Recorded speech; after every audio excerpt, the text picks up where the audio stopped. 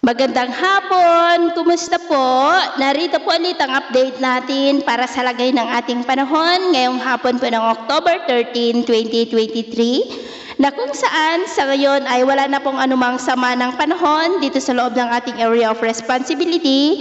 Tuluyan na nga po na nakalayo ang LPA na nabuo sa West Philippine Sea at nakalayo na rin po si Super Typhoon Bolaven. Pero kahit na nakalayo na po ang mga sama ng panahon ay nakakaranas pa rin tayo ng mga pulo-pulo ng mga pag-uulan. Dulot po yan ng mga localized thunderstorm, surface trough sa may Mindanao at amihan dito po sa northern at eastern part ng Luzon. Pero sa atin pong long range forecast, posibleng bago matapos ang buwan na ito ay may isang banta ng bagyo na maaring lalapit dito po sa ating area of responsibility at ang development po nito ang ating babantayan kung matutuloy po yan o hindi.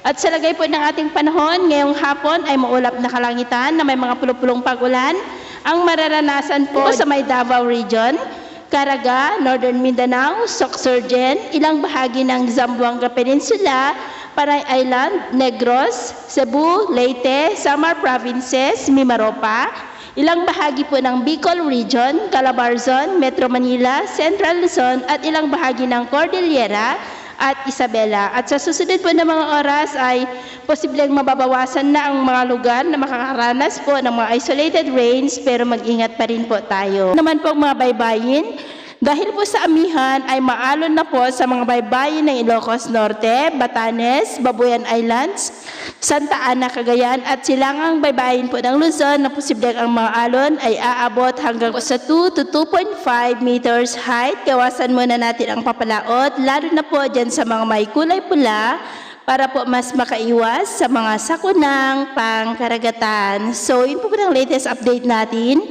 sa araw na ito. At ako po muli si James na nagsasabing, sa kahit anong pagsubok po na darating sa ating buhay, wag na wag po tayong mawawalan ng pag-asa. Thank you and God bless!